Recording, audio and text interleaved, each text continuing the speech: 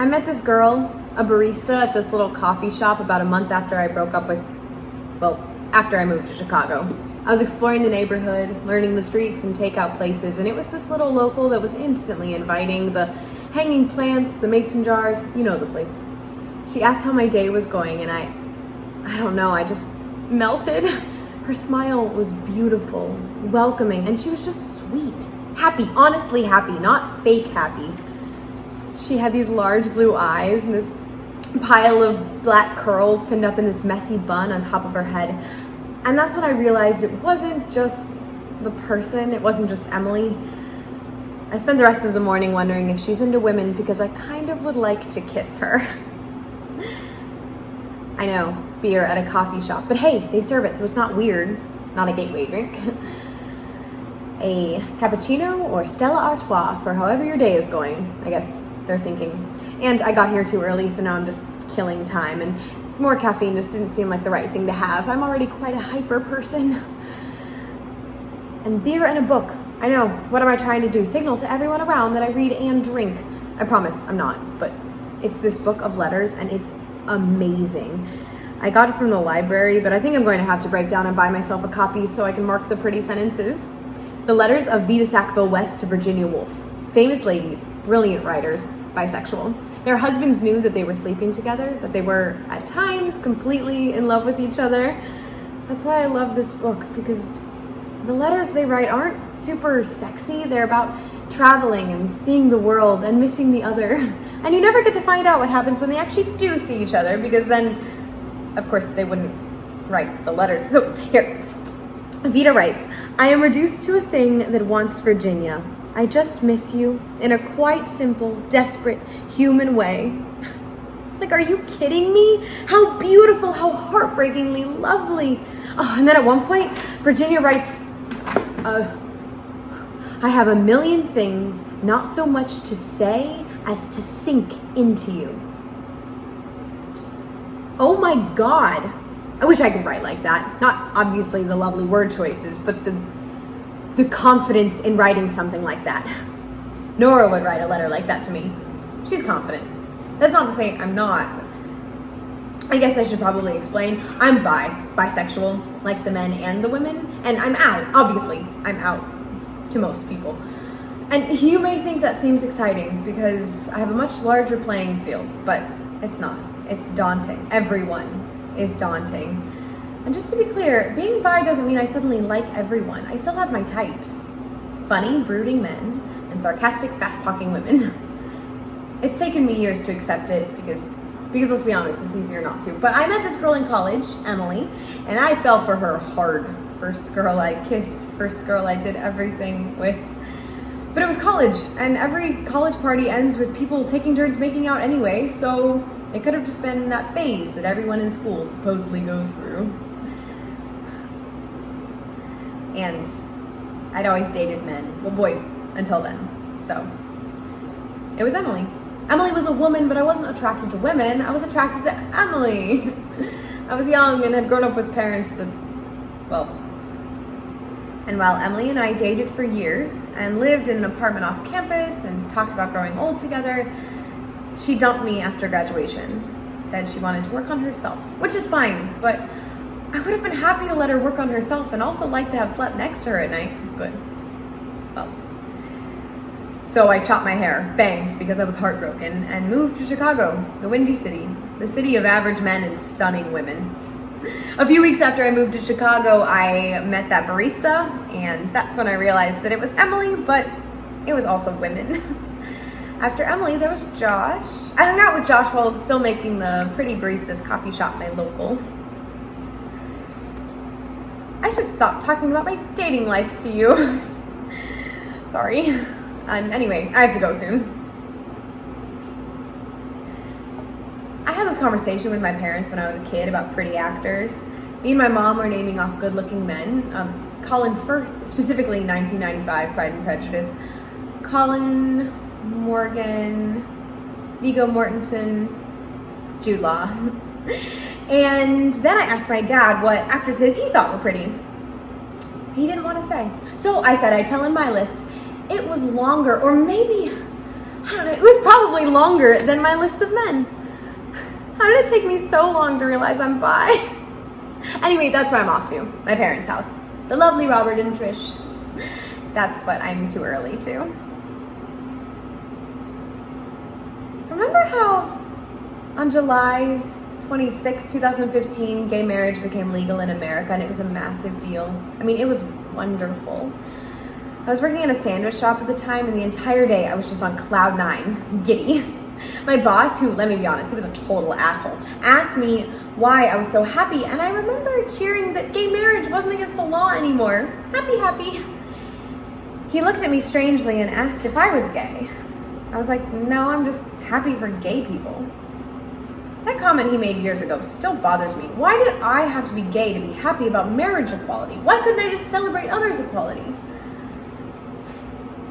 Granted, now I do want to marry a woman, but at the time. That being said, I have a lot of issues with homophobia. And maybe he wasn't being homophobic and really was just confused about caring for other people, but still, I find homophobic people to be incredibly perverted. Why the hell are they thinking about other people's sex lives so much? Ew, don't do that, it's weird. It makes the fact that my parents, that Robert and Trish, well, they aren't, well, they're not. Okay, they're homophobic, let's just call it what it is. But do they know that I like women? No, they do not. So, this pretty barista, her name is Nora. Nora Ephron. Kidding, no, it's Nora Orlowski. Her initials are N-O, which is great. Well, really her initials are N-M-O because of her middle name, but I learned that later. I asked one time because there's a point where if you see someone almost every day, you should probably ask their name. And because I just really wanted to know it. I think asking someone out who works at a bar or coffee shop is incredibly scary because you don't know if they are nice to everyone or if they're just nice to you because you're buying things and they're being paid to be nice. This friend of mine, Leah, like this barista, everyone works at coffee shops, and she was always so chatty with Leah when she would be there to buy her coffee. We couldn't figure out though if this woman liked my friend or if she was just chatty with everyone. This one time, Leah brought in a mason jar of water because we'd just given up on using regular water bottles, and this woman said, "Nice jar." We analyzed that for a while. Eventually, Leah decided to ask this girl out, but the barista had quit, so. The number one problem after deciding to ask the person out? How? Because they work at a coffee shop, so you can't get coffee. You can't just be like, hey, you want to grab coffee sometime? Because they work with coffee, and it's their life. And where would you go? To their coffee shop? Or if you go somewhere else, is that odd? Because you would normally have just gone to theirs. So suddenly, you're disloyal to your local. But you don't want to make it weird by going on a date to their place of work, because that would be weird. And so suddenly you're forced to make it a bar date, which, you know, ups the game from the minute you ask, and you're still not sure if this person likes women or not. It isn't easy. What was great for me, the universe clicking into place, is the fact that my friend Nate knew Nora. My parents are great. I had a wonderful childhood, every opportunity. I am very aware of the luxury of growing up with a mother that stayed home, bread made from scratch, running around with little neighborhood kids causing trouble, going to good schools, college, going on vacation. I'm very aware of my privilege. My family is Catholic. I myself am a recovering Catholic, or in other words, a very confused atheist. But who cares about my religion or lack thereof? It's not important. The church my parents have gone to for years says that homosexual acts are immoral and sinful. Of course, that's specific to their church. A lot of churches, a lot of Catholic churches are incredibly welcoming and love their LGBTQ plus members. But Robert and Trish, they think that Nora and I are roommates. They always call her my friend at holidays. And that's because that's all I've ever told them. My fault, of course, my fault. But it's hard to explain that I'm in love with a woman when my parents say that being gay is a choice and gays just need to pray harder. It's hard to start that conversation. My friend Sasha came out to her parents on the way to the gym. She just mentioned it flippantly, just, oh, I date girls now too. And they just shrugged and said, okay, that lucky bitch. And I'm not coming out with glitter and making it a big deal. I mean, hell, if Nora hadn't... This is not a conversation I want to have with my parents, but I'm going to. The plan is I'm going to.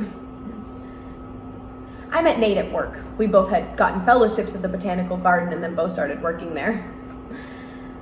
He threw this huge beach party for his birthday, and that's when I met Nora outside of her work. Let me explain Chicago in the summertime. Illinois does not scream beach paradise, but for 2 months, July and August, if you live near the lake, that's exactly what it is. When I first moved to Chicago, I lived in this apartment 2 blocks from the lake with these med students, and we went swimming at least twice a day. Morning and evening. And if we had the day off work, we spent the entire time on the beach. Our apartment turned into a lake house. Just little, sand bits over everything. Our bathing suits drying on random surfaces. The constant scent of sunscreen, we didn't mind.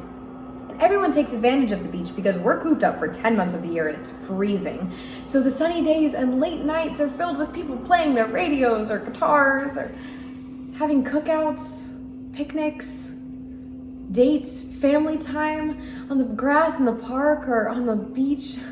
No one wants to go inside, so no one does. It's amazing. So Nate was throwing this huge beach party and he invited me and Nora was there and we just got on instantly. And now we had an excuse to hang out in the future. And we did. We grabbed drinks and we went on walks, we went to the park, we grabbed dinner and we went out for breakfast. She visited my urban garden. I was running this urban garden workshop at the time and I still would stop by her coffee shop for coffee. And I wanted to kiss her every time we hung out, but I was too panicky to make a move. And because she's brilliant, one night she leaned over while we were on our towels reading our books and she kissed me. That fireworks thing, that's only happened to me once before, and then with her. First kisses are weird and awkward and doubtful, and I'm not saying it wasn't, but it wasn't. She's so confident that I became confident. God, she's fantastic. I think Sappho knew someone like Nora. Sappho was an archaic Greek poet known as the 10th Muse because she was so talented. She lived on the island of Lesbos, which gives us our terms, lesbian and sapphic. You probably already know that, but if you don't, Google her. She wrote these poems that were meant to be sung along with a lyre, and they had these lines like, "For by my side you put on many wreaths of roses and garlands of flowers around your soft neck, and with precious and royal perfumes you anointed yourself.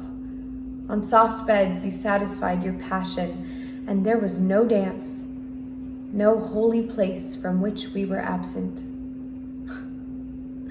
It's a beautiful poem, beautiful words.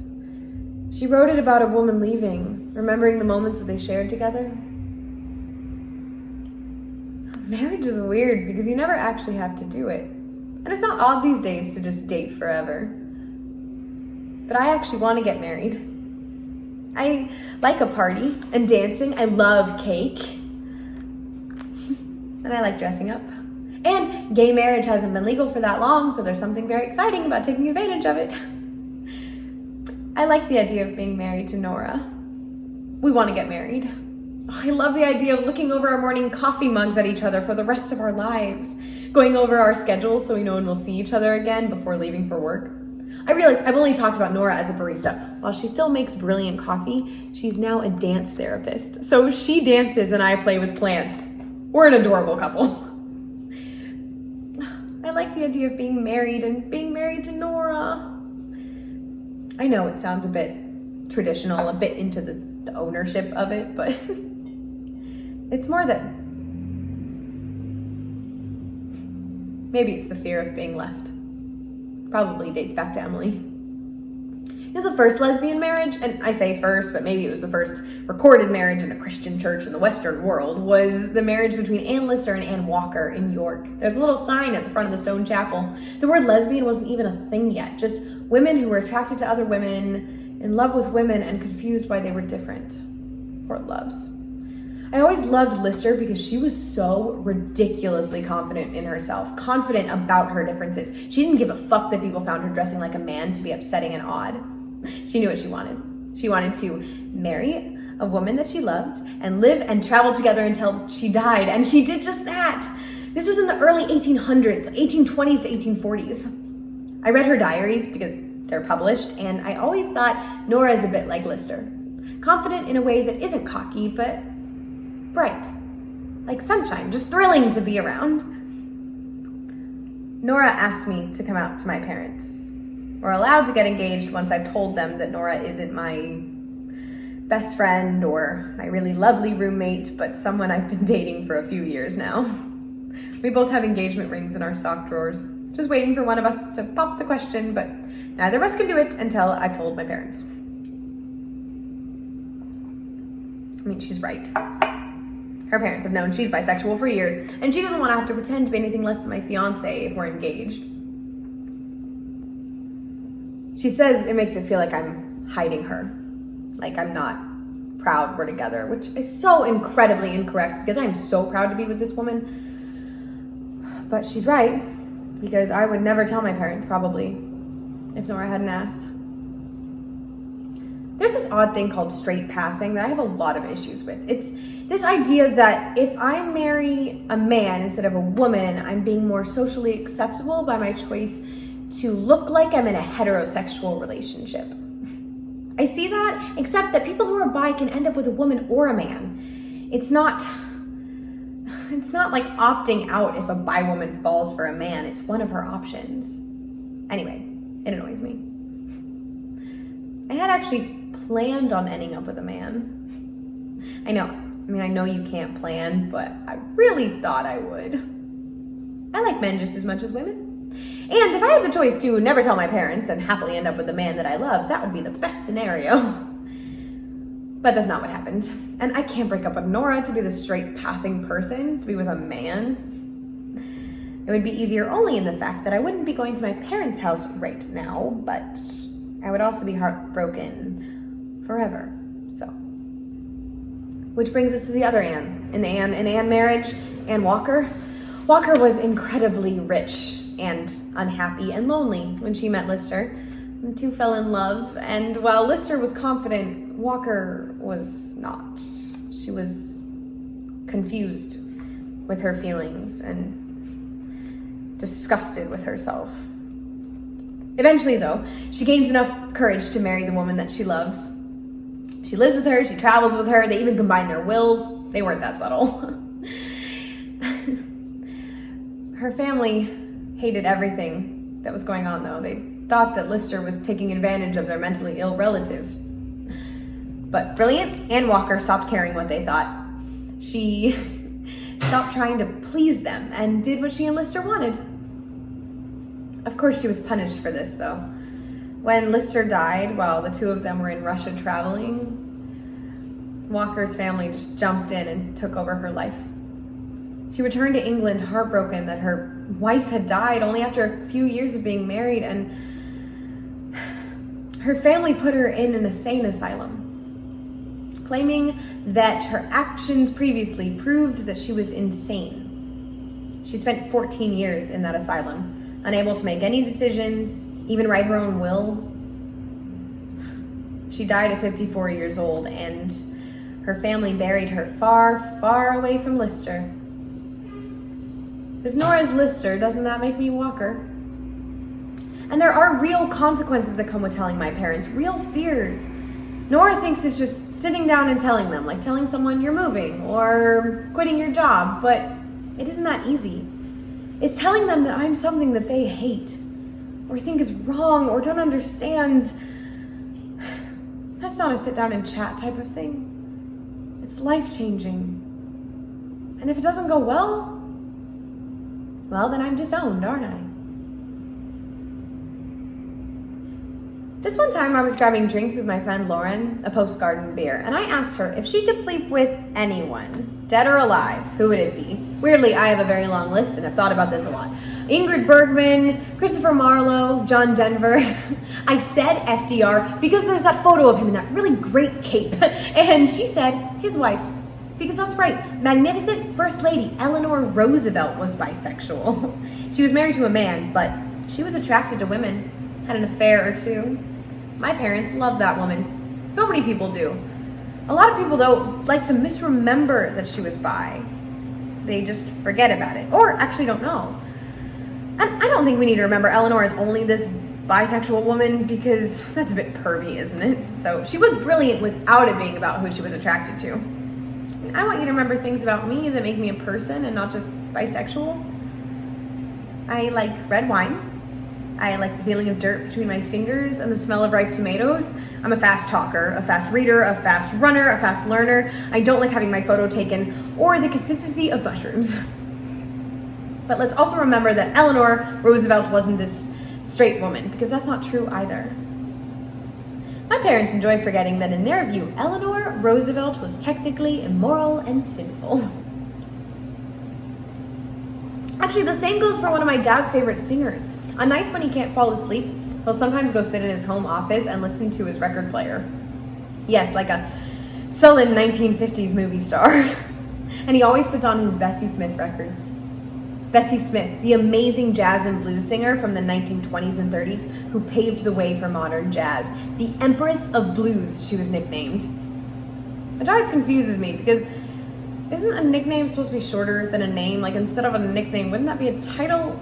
Anyway, he loves her. And, you know, she's his go-to late night music, and he should love her, because she's brilliant. Did she marry a man? Yes, she did.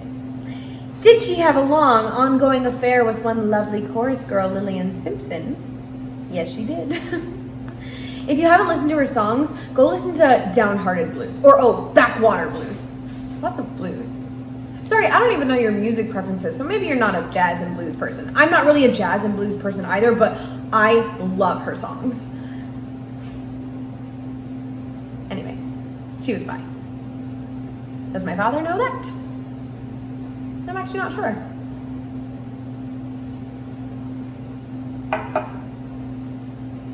It's not going to be a passive-aggressive, we're disappointed thing.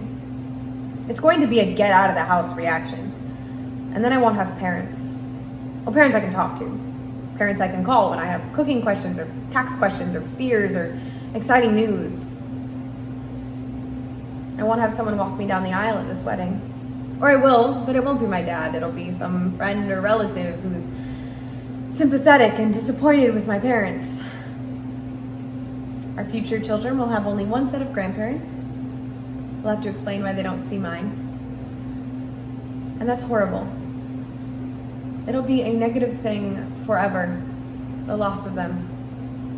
And unlike if they had died instead of disowned me, it won't be tears until I slowly came to terms with it. It will be tears and awkwardness and feeling uncomfortable forever, because family reunions will be strange, and family weddings, will they go if I go. Holidays will have a noticeable absence, and it will be weird and heartbreaking and frightening, and Nora doesn't get it. I mean, she says that she understands, but how could she? She doesn't. Her parents are atheists. They don't worship a storybook that's been interpreted to say that I'm less. But mine do. Her parents don't mind that I'm her girlfriend. They don't mind that when we visit, we sleep in the same bed and hold hands and kiss all the time. They're happy we're happy. Happy Nora's happy. And I so badly want my parents to be like that, to make it known that they just want me to be okay. That if I'm happy, they're happy, but I'm really not sure they would be. And that's a weird, difficult thing to come to terms with. But I've never asked. I've never said anything close to saying I'm anything but straight, so they don't know. And maybe that's not fair. And I keep saying they'll throw me out and hate me and punish me by disowning me, but I've never even asked. I'm not trusting them, not giving them a moment to figure it out for themselves. I've already doubted it all, just got the script of their reaction all figured out, which maybe isn't fair. Because what if they don't care? What if it doesn't go poorly? what if I walk up to the front door, knock, and blurt it out the minute the door swings open, because I'm not subtle and have no verbal control. Just, I'm marrying a woman. I'm proposing to her tonight, and then I'm going to marry her because I love her. And they'll say, "Hi, honey," and invite me inside, and we'll sit down, and Trish will offer me food or tea or something, and then she'll say, "Are you proposing to Nora?"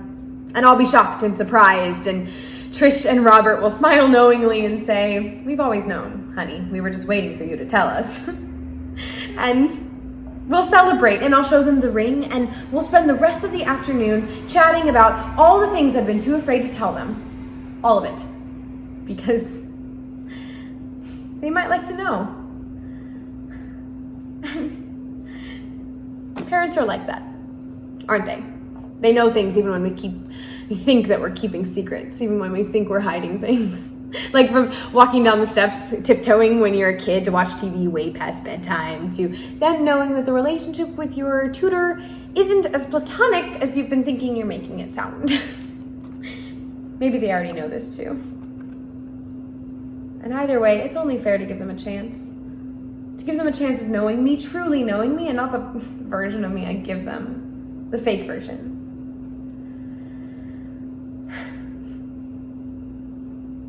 And because they're human, and they're learning, and they're trying and bettering themselves. And because they're my parents and they love me, they might like to know this. To learn from this and accept me and Nora. Maybe this will be the thing that brings them into the 21st century, stops them from being so homophobic, being so pervy, and God. If it doesn't go well, if the first scenario is indeed how it goes, well, then I'll go home and propose to Nora. I'll finally take the ring out of my sock drawer and go pick up some Thai takeout and tell her I told my parent to get down on one knee quickly so she doesn't beat me to it. And tell her some of the reasons I love her. Not all the reasons or my knee would give out, but I'll tell her and then I'll ask her to marry me. And Nora and her parents will be my family. And that won't be bad either. However it goes, my day ends with me being engaged to the love of my life. And hopefully my parents can share in the joy and excitement. Or not. And if it's the or not, that doesn't mean I won't be joyful and excited. Sorry, I'm just thinking out loud at this point. I'm working on it, the whole thinking out loud rant thing. Obviously not well. It's going to be fine, right? It's going to be fine. Oh shit, I have to go. Whoops. Oh God, I'm gonna be late now. Well, hey, you have been wonderful. Thank you. Okay. We're doing this. Really doing this. Wish me luck.